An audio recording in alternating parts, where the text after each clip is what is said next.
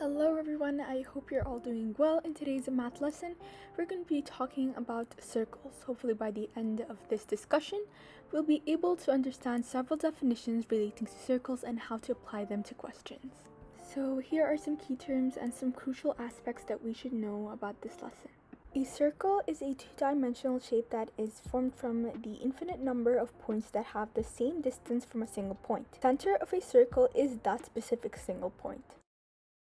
This means that any and all straight lines drawn from the circle center will exactly hit the edge of the circle, so long as all the lines are of equal length. Degree is a measurement of a plane angle defined so that a full rotation, which is 360 degrees, a full rotation also equals to 2 pi radians.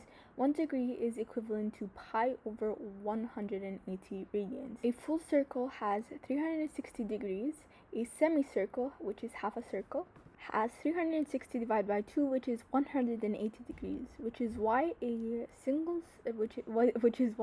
line is equal to 180 degrees. So if you want to find a piece of a circle, you must always relate to it as 360 degrees. So for example, a fifth of a circle is just 360 times 1 over 5, which gives us 72 degrees, same as if you were to say an eighth of a circle, etc.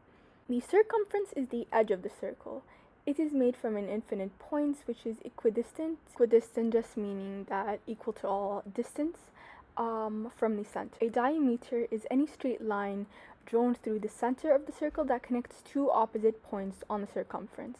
The radius of a circle is a straight line drawn from the center of the circle. However, it is always half of the diameter. Any diameter will always be equal to twice the circle's radius, and pi, which also has that sign we're quite familiar with, is equal to 3.14.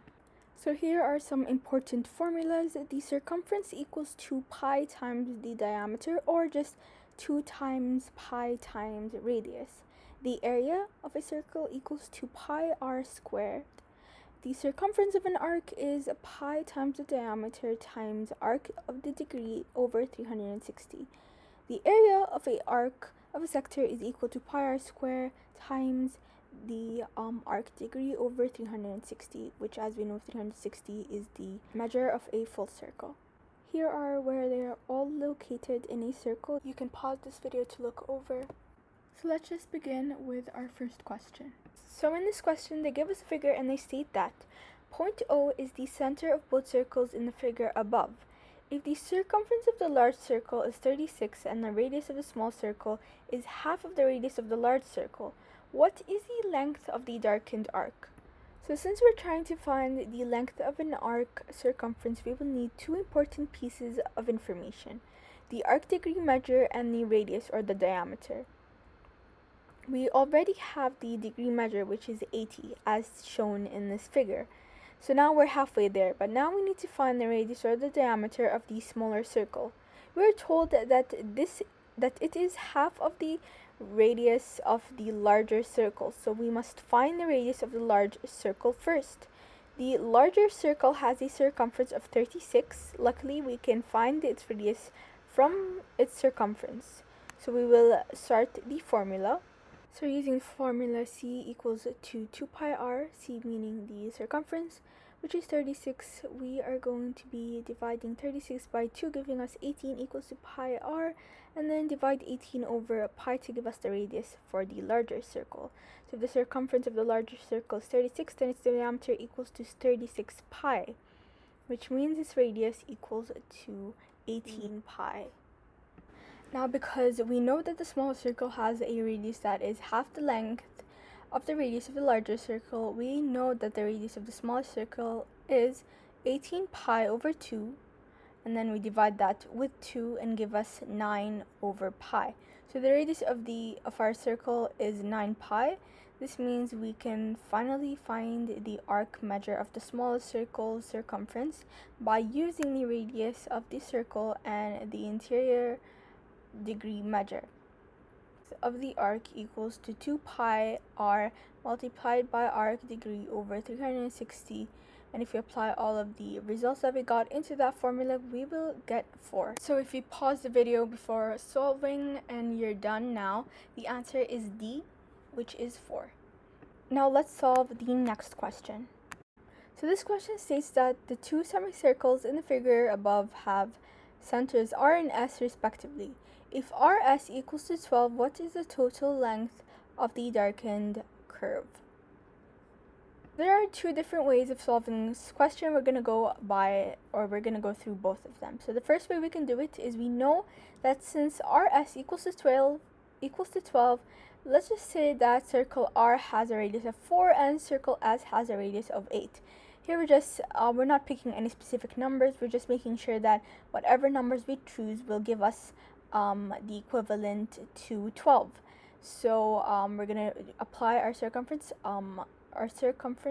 formula, which says c equals to 2 pi r, c equals to 2 pi, and our radius, as we said, for circle r is 4, so we're going to apply 4 as r, and then we multiply 4 by 2, giving us c equals to 8 pi. So half a circle, as we can see in this figure, the circle is not a complete circle, it's half a circle. So we're going to be dividing 8 pi divided by 2, or just 8 pi times half, giving us 4 pi.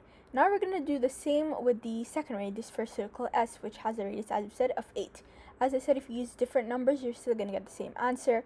So now we're going to do half of the circumference equals to pi r, half of the circumference equals to 8 pi, and then 4 pi times 8 pi will give us a total of 12 pi. So that is the result we got when we added the circumference. Now the other way we can do it is, so here we have two half circles and the sum of two radii, as we said, is r and s, giving us 12. So one way we can solve this is simply just to imagine that rs is the diameter of a complete circle, because we have the sum of two radii and two half circles, so combined they would just give us one circle.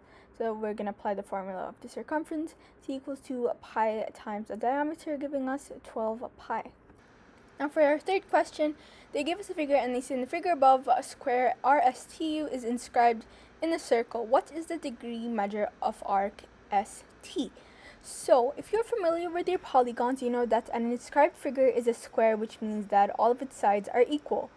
And then therefore, if we were to draw a line connecting points R and T, we will have a perfect semicircle, or basically just 180 degrees. This means that the arc degree measure of ST is going to be 180 divided by 2, giving us 90 degrees. It's very simple, but you just have to be familiar with your geometry formulas or any geometry understanding that you have, and apply that to your understanding of circles. Now for our last question, question 4, looks a bit complicated, but when you do solve it, it is quite simple. So the circle above has an area of 25 pi and is divided into 8 congruent regions.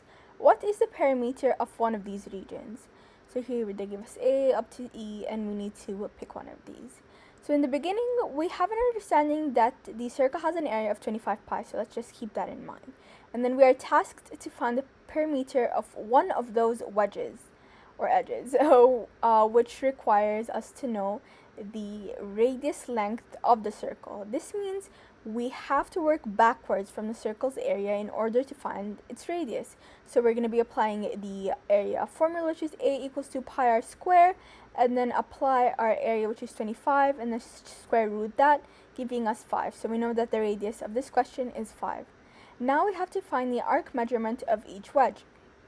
To do so, we have to find the full circumference measurement and then divide that by the number of wedges, in this case 8. So the circumference, we're going to use circumference equals to 2 pi r, circumference equals to 2 pi 5, because the answer of the radius that we got is 5, and then 5 times 2 gives us 10 pi. So the full circumference is 10 pi, which is divided by 8, or you can just do times an eighth, gives you the same answer, and then we're going to get 5 over 4 pi, 5/4 pi. Now let us add the arc measurement and then to twice the radius's value of the circle in order to get the full perimeter of one of the wedges. So we're doing 5 plus 5 plus 5 over 4 pi, giving us 10 plus 5 over 4 pi. I hope you guys found this video helpful, and we'll see you in the next video.